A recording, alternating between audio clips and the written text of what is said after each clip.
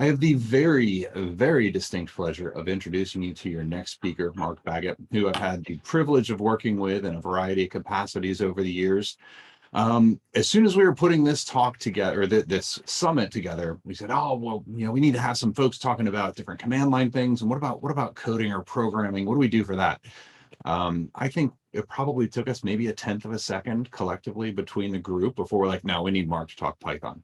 Because we know that Mark's just got this absolute passion for it, this ability to bring content to folks of all levels, especially folks that may not be as familiar with Python, and to really make that sing and make it really exciting. So this has become my programming language of choice, even though I am but an ant of a Padawan to Mark's abilities here, and certainly always appreciate the chance to learn from him. So Mark is one of our instructors at SANS and is the course author for, as you see here, our Security 573 course, which is all about doing Python stuff. And he's going to share some wisdom with you today. So Mark, thank you so much for taking the time to join us at the New to Cyber Summit, and looking forward to the talk. So I will happily turn this over to you, and everybody buckle up. It's going to be a fun ride. All right, thank you, Phil, and your ever so humble introduction. I have seen Python code written by Phil Hagen, and it is no slouch there. So, good afternoon, everyone. So, thank you. I'm very excited to have this opportunity to speak to you today. I'm looking to hope to see my slides up here on the screen, or do I need to bring up the slides on my system? As I was coming together thinking of, all right, what can I do? Oh, thank you very much. I appreciate it. Oh, I can click and advance the slides. So that's my fault. As I was coming together thinking, all right, what can we do in 50 minutes that's really going to be of value to you as someone who's new to cyber when it comes to Python, right? I could give you maybe an introduction into Python at a very high level, but it really takes some time and some investment in building the skills in Python before you'd really get a significant amount out of it. And I could show you some really cool things that we can do, but instead I thought, you know what? Let's talk about running Python programs and what kind of programs we're gonna see in information security, and what is really the proper way to install these programs and interact with Python programs. Because, well, as I think you'll see, Python is just very pervasive in information security, right? Phil mentioned it as one of his favorites. I see Python programs being used in all facets of information security, from forensics to defense to offense. It doesn't matter what you're doing, really, you're going to come across Python programs. And another thing I see is a lot of people doing it incorrectly. So let's talk about kind of the right way to install Python programs and how to use them. Very quickly about myself, Phil gave me a great introduction. So I've been doing pen testing and incident response for a long time, a senior SANS instructor. I got my master's in information security. I was the 15th person to get the GSE. This thing at the bottom is something I'm secretly kind of proud of. It's if you grep for my name in the source code of the Metasploit framework, it actually appears 7 times in the Metasploit framework. Now, I shouldn't be really too proud of it. It's really more of a testimony to the information security community as a whole that I'm in there, because I have written 0 lines of code and contributed nothing to the Metasploit framework. But some other people have written some modules and things like that based upon other tools that I had written in Python or things like that, and then written them into the Metasploit framework. And then, well, they included my names in that. So we have a very rich community, and they're often very generous with giving credit to people and things like that, as Phil was in my introduction. So that's kind of cool to at least tell my mom I'm in Metasploit, right? So a little bit about the course I've written. The course is a 6-day course. It's broken down. The first 2 days are really an introduction to Python, level setting, telling you how to code in Python. And then we look at developing Python programs in different vertical market spaces within information security. So there's a day of writing tools that we would look at in defense and offense, and then forensics. And there's a capstone with the course as well. But I'm not going to tell you too much about the course, because I want to jump straight into the material. and talk about Python applications and how you can install them and run them in your Linux systems, Windows systems, and Macintoshes. There's lots of popular websites out there and applications that are developed in Python. If you just looked at some of the most popular websites at Google, YouTube, Reddit, right? They're all developed in Python. I just noticed I have Pintest, right? Should probably be Pinterest, but I bet you that there's still a website out there called Pintest, and it tests your pins for ATMs. And I bet you they'd write that in Python. No, I don't know. I wouldn't go to that website. But there's lots of frameworks out there that have been written in Python, like OpenStack, Ansible, Django, Salt. Home Assistant is an awesome framework for doing automation of things within your house. These are all written in Python. And then within information security, many of the tools that we use in information security are developed in Python. Things like scapy, which we use for packet crafting, building TCP or UDP packets, or ripping them apart in order to dig in and try and find attackers. The recall and volatility frameworks, which are used for memory forensics. So capture the memory in your computer and see the commands that have been typed by attackers on your systems. Google's rapid response incident response tool, GRR, is written in Python. Recall NG, which we can use to do reconnaissance on the internet, to go out and look and see where a company's presence is, the names of their employees, names of phone numbers, email addresses, names of servers, things like that, is written in Python. Spiderfoot, which is an open source intelligence gathering tool. Responder, Impacket, and these are just the ones that I could come up with in the 30 seconds that I was sitting there thinking about Python project. There are literally thousands of Python projects that we use in information security all of the time. So I want to talk about how to install these, okay, and how we can use them. Now, oftentimes these Python programs may not even look like Python programs, right? The Linux operating system has lots of Python programs in it that are core parts of the operating system, like Ubuntu, Mac, these operating systems that have Python already installed on them. That Python is there because, well, the operating system needs it in order to operate. You might also have Python programs that you're running that have nice graphical user interfaces and things like that that are actually written as .exes, right? You just download an exe from the internet, double click on it, and then you're running it, and you may not even know you're running Python programs, because Python is an interpreted language, which means I usually have to have a Python interpreter there to feed it a script to, but there's also utilities that'll take a Python interpreter and a script and turn it into a nice executable, like PyInstaller and Oxidizer and others. So it's very possible that you're running executables without even knowing it. I mean, for years, actually, in the Dropbox synchronization utility, the little icon that was in your tray that was synchronizing things to Dropbox, that was written in Python. They've moved it off to another language in recent years, but lots and lots of Python programs you may be using without even knowing it. Now, those programs, they're simple to install. They're easy to run. You just download the executable. Maybe it's downloading a single.py and you click on it and you run it. Those aren't the problem. It's usually when you have to download a Python program and there's a setup program that's associated with it or something, that things can start to go wrong. Okay. And by that, well, let me introduce, if this is the new to cyber, right? So if no one else has done this, let me introduce you to XKCD, right? If you're not looking at this website, then you're not living, right? It's got a comic relief for the geek inside of all of us, right? So it'll give some type of technical concept and it'll present it to you in the form of a comic strip or some funny comical way. So this is a comic from XKCD that's related to Python and how, well, Python behaves, right? And you see all these complex lines that are actually an accurate representation of all of these different directories and structures and places that Python can put its components on a Macintosh, on a Linux. If you install it with Anaconda, if you install it with pip, if you run setup.py, how the operating system has its path, its binary, it gets to be a complete mess, so much to the point that the authors of XKCD said, my Python environment has become so degraded that my laptop has been declared a Supersun fund site, right? So yeah, some of the best, many truths have been told many a truth has been spoken in jest, right? Is the original quote that says that, people will say in jokes, things that are very true. And it is true that Python's installation process is a mess.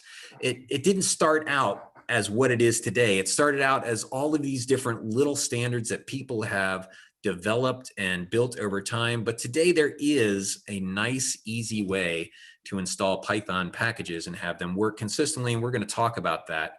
And we're going to talk about how you can install Python apps, get them maintained correctly, and avoid all the frustration that can come from, well, installing them in these multiple ways. So let's talk about what people do and the right way to do it. So we're going to talk about Infosec snake wrangling, right? The Python is our snake. We're going to wrangle that snake, and we're going to go through a couple of different levels of being an Infosec snake wrangler. So the first level of being an Infosec snake wrangler, it's not intimidating. Really, it's very easy to do. Anybody can do this unless you've got a phobia, right? And that is just, we're just going to run setup.exe to install things on Windows, and we're just going to use the default Linux installation that already exists on my Linux and Macintosh apps. Okay, so we're just going to use the built-in Python or install Python on Windows.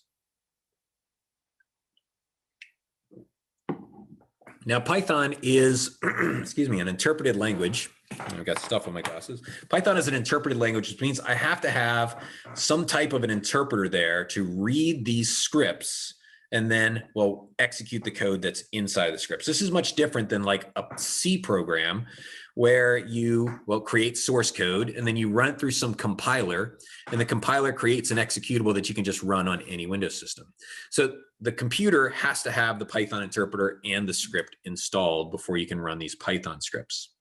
Now, there are utilities, as I mentioned, like PyInstaller, Nuicta, and others that can take both the interpreter and the script and turn them into a .exe that makes these things distributable. But most of the time that we're going to be running Pythons, we're going to have that interpreter installed on our system. So it's not installed already for you on Windows systems. It is installed on many Linux systems, but we'll talk about that in just a moment. But on Python, you're going to have to install it yourself. Now, Python does have what we call an application alias set up on it. This has been in Microsoft for the last couple of years, where if you type Python on a Windows system, will take you to the Microsoft App Store and have you download a copy of Python from Microsoft. And this gives us some insight as to how important Python is to Microsoft. If you were to look at the list of application aliases that they've created an alias for Spotify. So if you type Spotify, it'll take you to the App Store. If you type Edge, it'll take you to or Microsoft Edge, it'll take you to the App Store. And if you type Python, it'll take you to the App Store. I'm not aware of a whole lot of other application aliases, things that if you just type the command, instead of just saying command not found, that they redirect you to the App Store, right? But Python is one of those things. What's more, if you've installed one of those Linux subsystems for Windows, so on your Windows system, you can say install Kali Linux or install Ubuntu on my Windows system, and then you can actually get a bash prompt. If you've done that, then you already have Python installed and you can run it from a command prompt. So at a command prompt, I could create a little script that's on my system, and then I could just say bash -c, and then in quotes Python, and then the path to my script, and I can run that script. So if you've installed that, you have Linux installed already. But if not, okay, fine. So I open up a terminal window, I type Python, and it takes me out to Microsoft's App Store and has me install Python. Now you can do this, but I don't recommend that you install it this way because, well, one is it's just going to put it into your user profile. If you're the only one using your laptop, that's fine. But in corporate environments where you have shared infrastructure and things like that, every user profile gets its own unique copy of Python with all of the libraries just duplicated into all of those directories. And it doesn't work exactly the same way that, well, I'm used to using Python. Instead, it kind of works like one little virtual environment that's just been installed in your system. But what's nice about this is it's installing into the user profile. It doesn't require admin access. It just installs. And in some networks and some organizations, businesses, they might have things that prevent you from installing things that you download from the internet, but quite often they allow the things that are coming from Microsoft's App Store. So as an offensive person, right? Having the ability to install Python on lots of machines is useful to me. So the fact that they've added this to the App Store makes it very nice. Now, what I'm going to do instead is, if it's an option for me, I'm going to go to python.org and I'm going to download Python from there to put it on my Windows system myself. Now, when you run the Python program, I'm just going to show you a little bit of the things that you probably want to check when you're going through and installing Python, right? You can tell it you want to add Python to your path. You want to install it for all users. I will almost always do a custom installation and not use this install now. And when I go into my custom installation, I come up with this thing where it says, which options do you want to install? Well, if I'm installing it for me as a user, like I'm not going to be writing programs, I just want to be running programs, I need all the lines that start with a lowercase p, right? So this line here that says pip, I need that one. And the line that says Py launcher and for all users, I want those checkboxes checked. But if I'm going to be writing software code, then I really need the documentation, that TCL and the test suites. Those are the other ones that I need if I'm going to be developing applications. So which one you install is really up to you. After you've done that, it's going to then ask you for these other advanced options. Really, I always click install for all users. That way it'll allow me to run things as an administrator and have it run, or run it as a normal user and have things in different users' profiles. And it's not going to be limited to one user. And I will usually check all of these boxes when I install it onto my system, just so that I have it on there. Sometimes if you don't check all those boxes, you'll download some packages and it's looking for certain libraries and then it doesn't work. And then you think that package is broken when in fact it was your Python installation. So usually I have plenty of hard drive space. I will install all those debugger symbols and other things that most of the time we don't need, but on occasions when you do, it's important to have them there. And once you're done with that, you've successfully installed it. It'll have a little thing that says, hey, do you want to disable path length on that system, which you can do, or you don't have to do it. It's really up to you. It never hurts to disable that path length, as far as I know. Okay. Then once you've got it installed, well, now on your Windows system, if you create a .py program and you double click on it, it will run it. But here's the thing is, many of our Python programs that we use in information security are actually intended to be run at the command line, not through the graphical user interface. And so they might do something and produce some output, but if I click on it in the graphical user interface, what happens is it launches it, it runs it, and then it closes the window down. So you'll see here a little video in the bottom right-hand corner where I'm clicking on this executable, and you might see momentarily this black window come up on the screen, and then it goes away. And then I click on it again, and it comes up and it goes away. Right. So if you've installed Python and you've downloaded Python scripts, you probably aren't going to be clicking on them on your desktop. Instead, you're going to want to open up a command prompt and then run the programs from there. Now, when you run them at the command prompt, you can run them in the command prompt. We've got PowerShell, which is another thing that we can install on Windows, and we can use it in both of those. But using PowerShell and command prompt, they'll work, but it doesn't have all the features that you really want to run a Python program. Microsoft's got this new app called the Microsoft Terminal that you can install from the Microsoft App Store. And if you're going to be running Python programs on Windows, I highly recommend that you do that. Here you can see the difference between running this Python program named Hello, which just prints a bunch of characters to the screen, at a command prompt and at a PowerShell, versus doing it in a same PowerShell, but now inside of Microsoft's terminal program. And there you can see that third option, I get all of those emojis and other things, which in the other languages are just displayed as square brackets, right? So Microsoft Terminal has full support for all these different characters. If you're going to be running on a Windows system, I'd highly recommend that you use Microsoft Terminal to install and run those applications. Now, if you're going to be running on Windows systems, then the way that we launch Python programs is not by typing Python space the name of our script. It's actually supposed to be py dot the name of the script. Py.exe is the name of the Windows launcher program. And what its job is to find the Python interpreter for you and then run the script, right? So it's roughly equivalent to this the command Python that we have on a Linux system, which launches scripts. Now, in reality, if you've only got one version of Python installed and you're not using any virtual environments, Python and Pi, they're going to do the exact same thing. You've only got one. So if Pi's job is to find it and run it, well, Python's going to do the exact same thing. Okay, but I'm going to now switch over and show you how we can run programs on Windows, on Linux.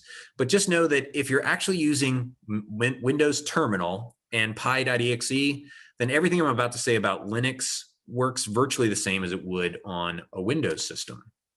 So on your Mac and on your Linux system, the way we run Python is we say Python space and then the name of the program, and it runs the program. So Python on Linux or Mac and Linux is roughly equivalent to Pi.exe on Windows. Now, you can, instead of letting Python find your interpreter and run it, you can be specific and say, I want this to run inside of a specific version of Python. So here you can see two examples. I say, run it in Python 3.9 or run it in Python 3.8. And each of these different versions of Python have new features and functionality that's in there. So it's important that I run my program in an interpreter that's compatible with it. For the most part, it's not really tightly coupled. I can download most programs off the internet and run them through a Python 3.8, 3.9, 3.7, and they will, well, for the most part, work. Now, if I downloaded a program that somebody just wrote yesterday, then they might have written it in the very latest version of Python that was just released yesterday, which means I'd need to get that version. Almost always the person that's distributing those programs will have some type of documentation that says if you got to run it in a specific version, then they'll tell you that.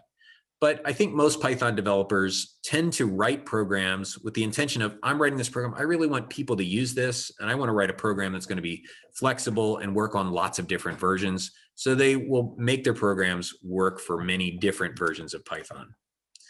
Now, as I said, Linux is already installed on Mac and Linux, and you can use that, right? And this is what we've been talking about at level 1 is we're just going to use the Python and the Linux, the Python installation that already comes with the operating system. But there's some problems that come with that, right? And that is that Python really wasn't put there as a convenience to you. The people who wrote Ubuntu and the people at Apple didn't say, you know, we're just going to go ahead and install Python for everybody because we think it's awesome and we know that people are going to they're going to be glad that that Python interpreter is there. Python is there because the operating system itself has tools that run Python. And what that means is when I download updates for my operating system, I update my Linux system or I update my Macintosh. Well, they're going to, if they want up new modules inside of their Python installation, they update those modules and they just install and change that Python installation as the operating system sees fit. So it's not really there for us. And if I I install a program and it requires version 1 of the module, and it works for a while, and then I update my operating system and all of a sudden my program stops working, that's going to cause me frustration. And I'm going to think, what happened to my program? Why did this thing work yesterday and now it doesn't work today? And the answer is, well, because the operating system updated those patches. So this can lead to some frustration. And we can avoid some of that frustration by going with a, well, slightly different version of this. Let's talk about level 2 snake wrangling.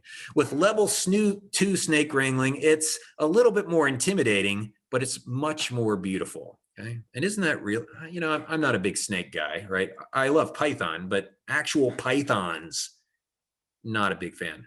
But I look at that, I'm like, wow, that is such a pretty snake.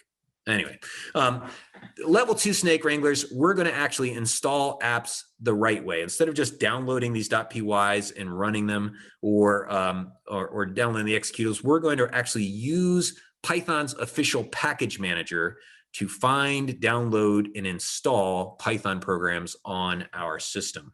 So with a level 2 snake wrangler, we're going to use this program called pip to install things. Now, most people just download things from the internet and they'll do Python setup install. And you can do that, but there's a better way than doing Python setup install, and that is to use pip.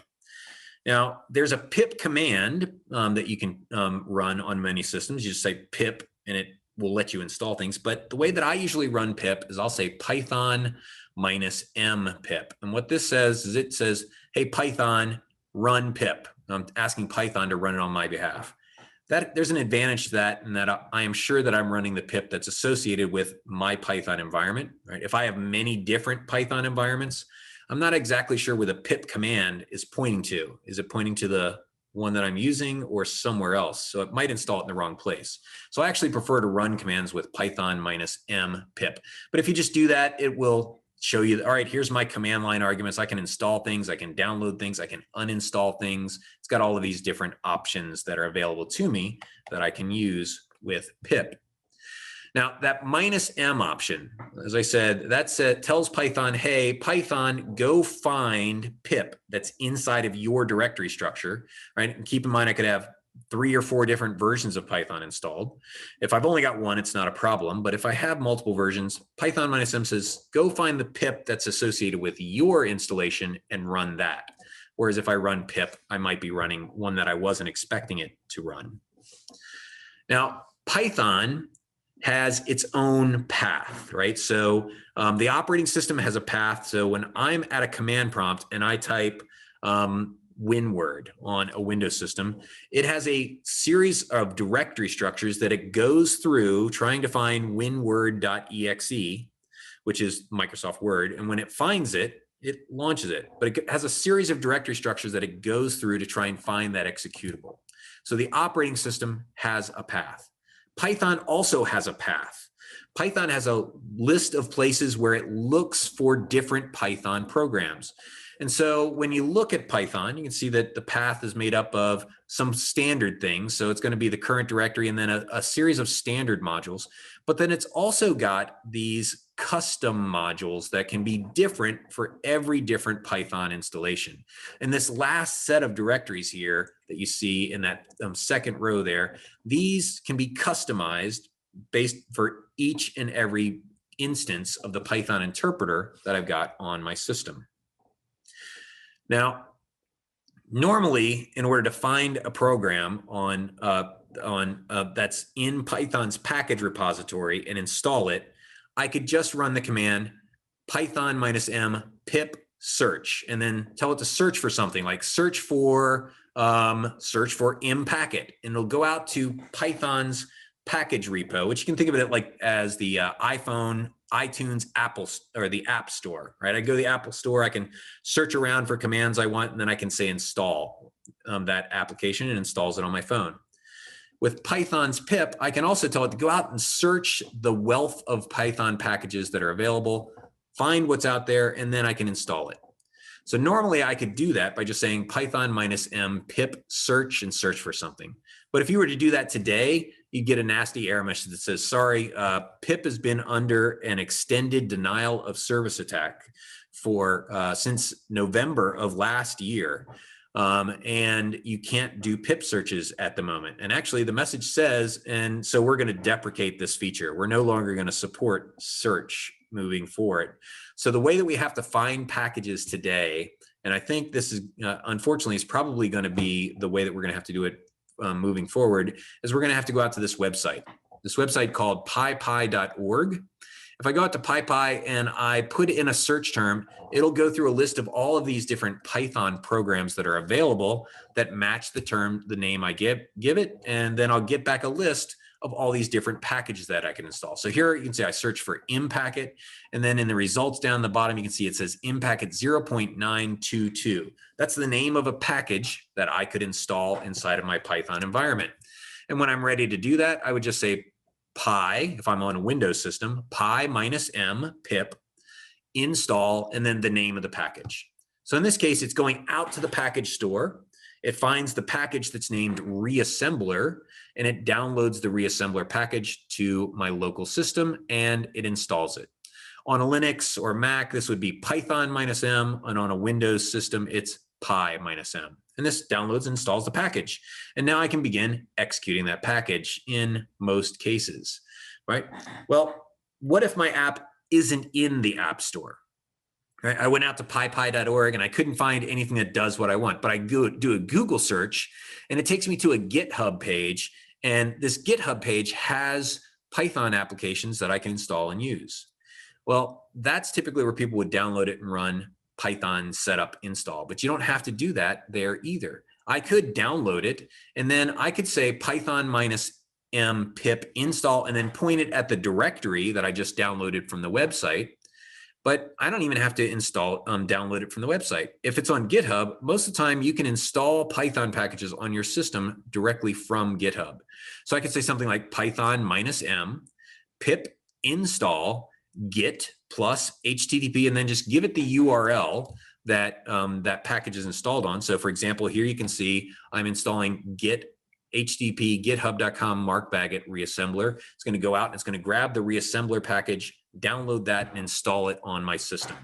Now, the beauty of using pip is, well, it also has the ability to upgrade packages. So I can pip install upgrade, and it can look for new versions, download new updates, and things like that. And it maintains everything for me, allows me to also remove things with using pip uninstall and other things. So pip is the way to go. Now, when you run these installations and you download these packages and install it, most of the time it will work, but there's still some situations that we can run into problems here with even using pip to install these things. There's lots of programs like Scapy, Impacket, Reassembler, all these things that we use in information security, where not only does it download the package, but it wants to add new executables to your operating system path. Right? After I install Scapy, I can just type Scapy and it launches a Scapy prompt. Or after I install Reassembler, I just type Reassembler and it launches the Reassembler backdoor.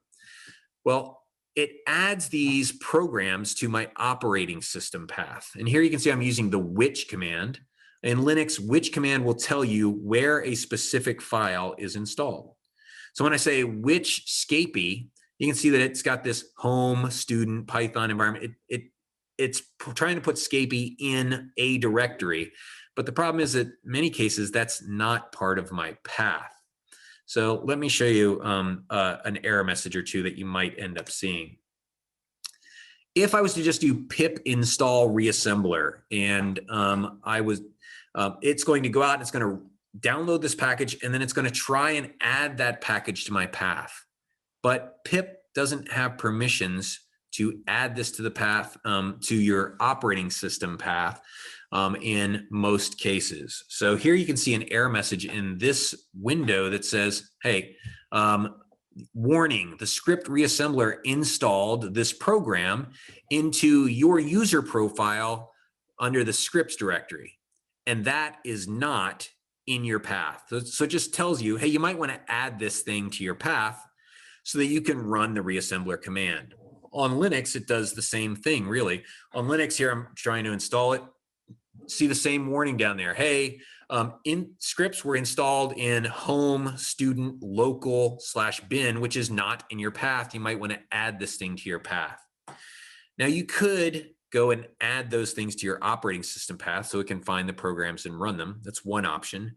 But I think a better option is instead to use what we call Python virtual environments. Python virtual environments are a little more complex, but it's really a look inside the belly of the beast, right? This is, if you're doing virtual environments, this gives you the way to isolate all your applications, keep everything in nice, clean containers, and then run your applications. Really, most of the programs, all the problems that we run into with other Python installation techniques go away. You don't have to worry about the Linux operating system installing new libraries into the installing updated libraries and it breaking your directories anymore. None of that's going to happen. You don't have to worry about the case where you're running awesome IDS program 1 and that requires some version 1.8 of some crypto library, and then you've got this other forensics library and it requires version 1.9 of that same crypto library. If you only have one Python sys.path, one place where it looks for all these folders, you can only have one version of that library. And so when one overwrites the other, everything seems to break. So virtual environments in Python solve this. Now, when I think of virtual environments, when I think of something amazing like VMware or Dockers and containers, right, where it's got all of this underlying technology that's really doing all kinds of complex things, because I said the word virtual, but Python virtual environments are not that. Python virtual environments are super, super simple. There's no operating system technology. There's no magic that's going on inside of them. It's really just It's just a directory and a copy of a file. Now, when you create a virtual environment, we'll talk about the way these work in just a second, but when you create a virtual environment, what you're typically going to do is you're going to use the command python -m venv for virtual environment, and then you give it the name of a directory. And that directory is going to be established as a base of operations, right? It's going to go into that directory and it's going to put a copy of Python in that directory. It's going to put a copy of the libraries that you need inside that directory. And it's going to put an activation script in that directory. And when you activate the virtual environment, what it does is it changes all of your operating system settings so that everything will run out of that base of operations, out of that unique directory, which has its own libraries, its own copy of Python, and everything else. So I can run this little activate script. And when I run the activate script, it reconfigures my operating system so that now I'm using this new environment. So here you can see in the middle of the screen, I run Python, or on a Windows system, I run py -m venv, and I give it a path. It creates that new venv directory. And inside of it, it puts this activate script. And so I'll just run the activate script. You can see it changes my prompt so that my prompt has this my new venv direct prompt at the beginning, and it's reconfigured my path. So at this point, if I then, well, run anything, I'm going to be running it from the Python that's in that directory. On the Linux, it's the same thing, but on Linux, instead of just having a script that we run like activate, we have to use this source command and have the source command run the activate. And what source tells it is don't open up a new window and run it in the script. Instead, import the settings in that activate script into my current environment. Now, really, this virtual environment, there's nothing special about it. It's just a copy of the interpreter, and it's got a copy of the site packages. The things that are unique to Python are also put into that folder. So when you do this python -m venv, it just creates a copy of the folders, it creates a copy of Python, and then it puts a couple of scripts in this bin, or if you're on a Windows, in a scripts directory, and then gives you that activate command that lets you, well, so tell the operating system to use all that stuff. But it's really just a directory, right? And that's it. So you can see here in this, the black box at the top here in my PowerShell, if I ask PowerShell, hey, when I type Python, what program does it run? In order to do that, I'm using a PowerShell applet called get command, which looks at the Python command and then, well, gives me some information about it. And then I'm asking for its .source. So tell me where the Python command finds its executable. This is the equivalent of the which command on Linux. So this will tell me that I'm running Python from /program files python.exe. But when I activate my virtual environment, you can see that after I say, hey, now where is it running? Now it's running from /users document my new venv scripts Python. So really the activate script, there is no virtual environment. There's no VMware. There's no Dockers. There's no containers. It's just, well, it changed my operating system so that when I type Python, I run a different copy of Python. And that different copy of Python will have different sets of libraries and directories that are around it so that it can have a completely unique installation and I don't have to worry about conflicts. I don't have to worry about the operating system updating it. It's just going to work. Now, the other thing this fixes is when I run those package installations and it tries to create an exe that's part of my path, these virtual environments already add things to your operating system path. So that scapy.exe that I had those warnings about that says, hey, this isn't in your path, now it's in the path. So scapy.exe will be found and I'll be able to execute it. I find this to be a very common frustration for people who are brand new to Python or not experienced with this. They downloaded this awesome package off of the app, off the internet, like scapy. And then it says on the instructions on the website, now type scapy, and you'll get the scapy prompt. And when they do, it's not there, right? I type scapy, the website says type scapy, and it's not doing anything. Well, it's because it couldn't add scapy to your path, and virtual environments will fix this, okay? So here's the rules. Here's the takeaways. Always use a virtual environment anytime you're going to be creating an app or installing an app with Python.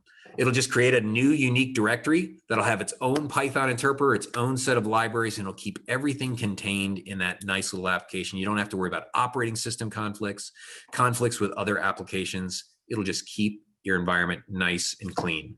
So always create a virtual environment for each app. Once you activate the environment, then install the applications using pip. Don't download them with setup or anything else. Just use pip to install them.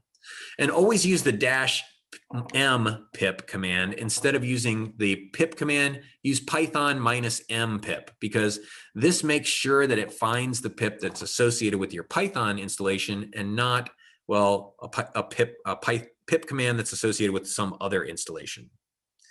This is important. Never use sudo to install any Python applications. And I'll show you why this is, but sudo is a program that lets you run things as the root user on your operating system. And usually on Linux systems, when I want to install an application, I have to do sudo apt install, because, well, you have to be root or an administrator to install applications on most applications, but this is not, we do not want to do this in Python. In Python, sudo will usually result in some unexpected results, and I'll show you what I mean by that in just a minute. Last, if you're on a Windows system, use py.exe as your launcher instead of Python, and py.exe will find which Python interpreters you're supposed to be using, and it'll solve many of the problems that you would typically have on a Windows system by using the Python command.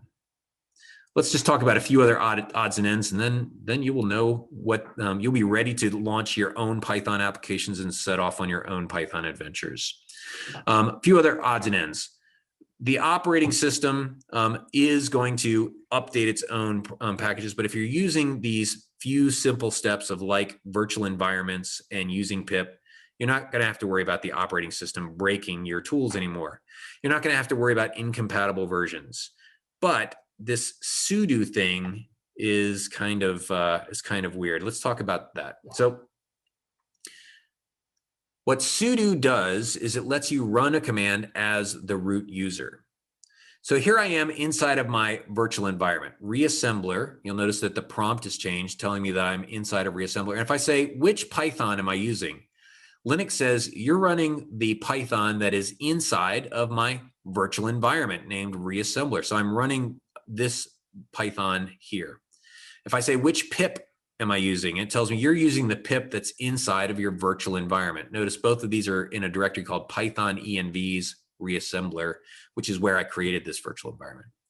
So which says you're running the Python in your virtual environment.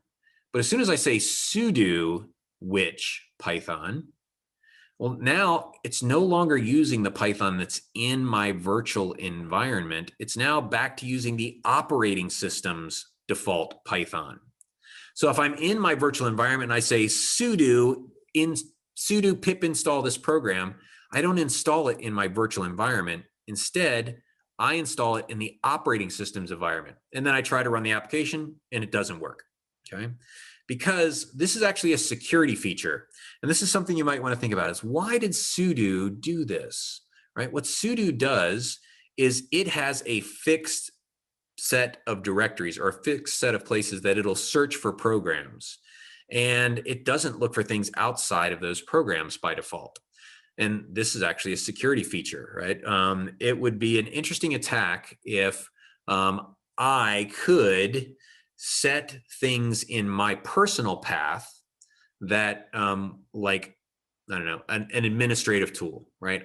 In the path in my environment for my login, I set it up so that if you run some common administrative tool, instead of running the administrative tool, you run some malicious program. And then an administrator does a sudo to run that program. Sudo is trying to protect them from that. So it goes back to a fixed set of directories that it's going to launch. So sudo which Python is going to put you in the wrong Python environment. See, sudo do not do is what this title of this slide is, right? We're not going to use sudo because it's not usually going to result in us putting things where we don't want them. So let's go ahead and try and put these things into practice. Here I create a brand new virtual environment called my new env. I activate my virtual environment, and then I pip install this amazing offensive utility or suite of utilities called Impacket. And it goes out and it downloads all of those, and it installs Impacket into my virtual environment exactly the way I've done it. It's going to have it in a separate library. All things are good, right? But then when I try and run some of the programs in there, like the NTLM Relay, which this command will actually do an SMB relay attack. If you want some information about that, you could Google SMB relay attacks. You'll find some interesting articles out there. But when I try to run the program, it gives me this crash condition. And if I look at the bottom down here, I can see permission denied. Well, this utility itself requires that I run it as an admin. It requires that you be root. It requires that you use sudo to run that program. Well, now I'm in a bit of a situation, right? Because I have to use sudo to run that program. But when I use sudo, it exits out of my virtual environment. So how do I do this? Well, there is an option to sudo that I can use. So when I type which Python, you can see I'm in my virtual environment. If I say sudo which Python, I'm not in my environment. But when I run sudo, if I add this argument, sudo-s path equals path, which Python. Well, now it's using the Python that's inside of my virtual environment. So new rule, I said, don't ever use sudo in your virtual environments. It's okay to use sudo if you use the -s path equals path argument when you're setting up your virtual environments. Okay, but otherwise you want to steer clear of using that sudo virtual environment. Here, let me looking in my Slack channel. I think I just heard a question. Let's see. Yes. Okay. Not a question. All right. So let's put this together. Now let's run our NTLM relay, but this time I'm going to do sudo -s path equals path. And here you can see everything works. It's running and everything is fine. Okay. All right. So Python, there's all kinds of Python that we're going to use all over the place in information security, whether you're in forensics, whether you're in offense, whether you're in defense, whatever career you choose for yourself in information security, you are definitely going to come across some Python programs out there. And understanding how to run those Python programs is a critical skill, right? You've got to be able to use these Python programs when they come in there. And unfortunately, just because of the way Python has grown up, it's just not as straightforward as it should be. Now, in recent years, they've made some standards so that makes it so you can run Python programs if you follow the rules that I talk here and run them consistently in many environments and avoid problems, okay? So with this, I hope that you'll feel empowered to download, install, and begin building or begin running Python programs.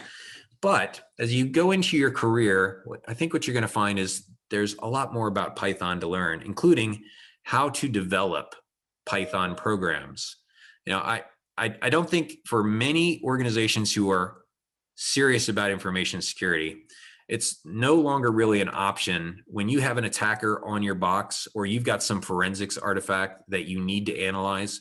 It really is no longer an option for most organizations that are serious about security to wait until some vendor develops an application to suit your business needs, right? Yeah, okay, I can wait till the next version of Excel comes out that has some cool feature that's going to make my life easier. But when it comes to things like I need a tool today that will find the attackers on my network or will either implicate or exonerate a person in a forensics investigation, or you know what, this vulnerability just came out yesterday, and as an attacker, as a penetration tester, I need a tool that can exploit it today. If you're going to wait around for somebody to write that tool, it's going to be irrelevant by the time you get there. So it's really no longer an option to wait for somebody else to write these tools. Having the skill set in-house of somebody that can develop these tools is critical to many organizations, and it's not an easy skill to develop. Well, it's not a hard skill to develop, but I find that many people are afraid of learning to code. There's some mysticism to it that makes it difficult, that people are afraid to take on this challenge. But so let me just encourage you and say that if you are willing to take the time to be that person on the team that can not only develop the strong skills in being the best forensics person and the best incident response person, but can also be the person that takes your skills and turns them into a tool that the other people on your team can use to automate their day and to be more efficient at what they're going to do, you're going to find that there are no limits in your career moving forward. So if you're interested, when you're ready at the point where you're ready to start building your own applications, come check out SEC 573. Love to have you in the class and teach you Python, right? The old proverb, give a man a fish and you teach him, you feed him for a day, but you show him how to catch fish and you feed him for a lifetime, okay? All right, Phil, that's all I got. All right, cool. Hey, thank you very much, Mark. We've got a couple of minutes, and there are a few questions in here that I'd kind of pulled out. Okay. Ben had asked specifically about when you are not using, when you're running these commands and not using sudo, I will admit it pains me to say it that way, but I'm gonna follow your lead there. What about when you're running utility where, let's say, promiscuous access to the network when you're doing capture? Is there something that handles that? I'm sorry, ask the question one more time and we'll No problem. So if you're running these commands, sudo command. Yeah, when you're running these commands with non-administrative privileges, how's that?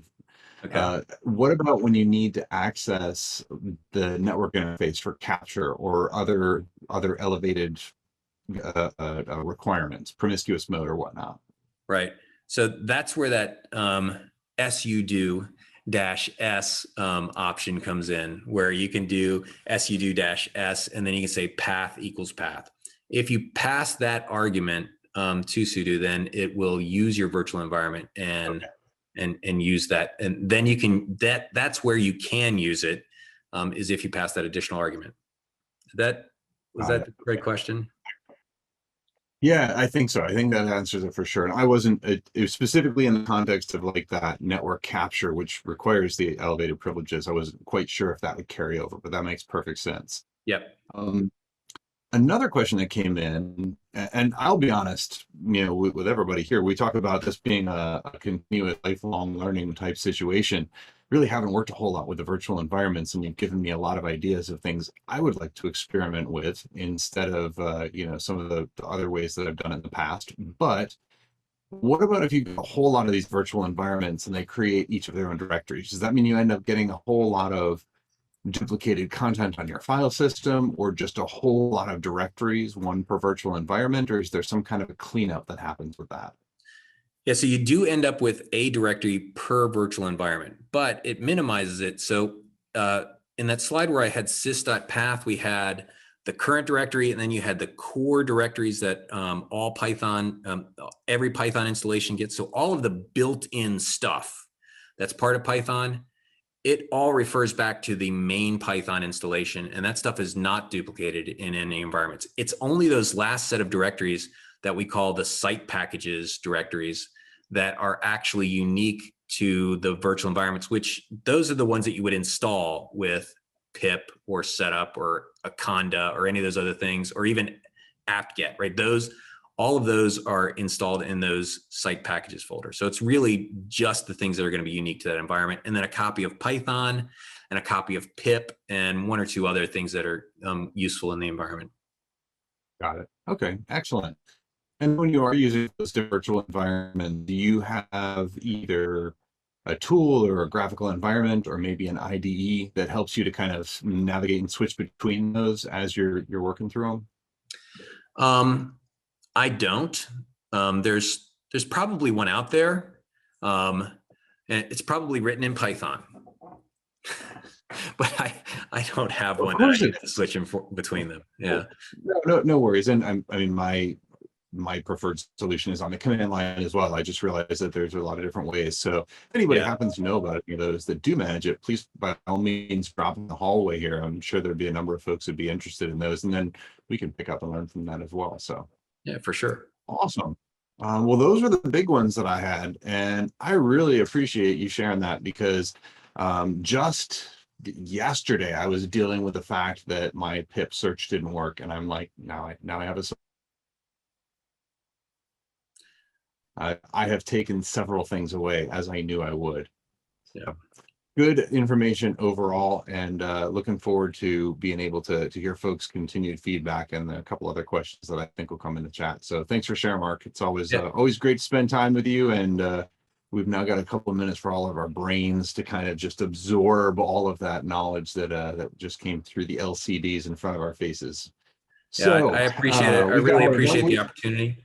Oops. I was saying, I really appreciate the opportunity to come and speak to a bunch of new professionals that are so welcome in this field. We have so much of a shortcoming in personnel to fill these positions. So welcome to the field. I would love to be able to hang out in the Slack channel and answer a lot of questions. Unfortunately, well, not necessarily unfortunately, but I am teaching my class today. So when I disconnect here, this is my lunch hour. I'm going to go back to class and pick up in 4 minutes, actually, and starting up in class. So I won't be able to hang out and answer a lot of questions. But if you put anything in there, I will try and review those tonight and answer those questions. So I apologize if I'm late in answering questions, though. Fantastic. No, not a problem. And thanks for the heads up on that. And especially, I have totally forgotten that this is on your lunch. So thank you, especially for taking that precious downtime. You know, we don't want to keep you from getting back to the students, but thanks for sharing your lunch with us as well. Yeah, no, I wouldn't have missed the opportunity to talk to a bunch of new budding information security professionals. So I really appreciate the opportunity. Well, it sounds like you're going to see some more in your class pretty soon here. So I think that's a good thing. All right. Sounds good. Awesome. All right. Well, thanks. Yep. Thank you, Mark.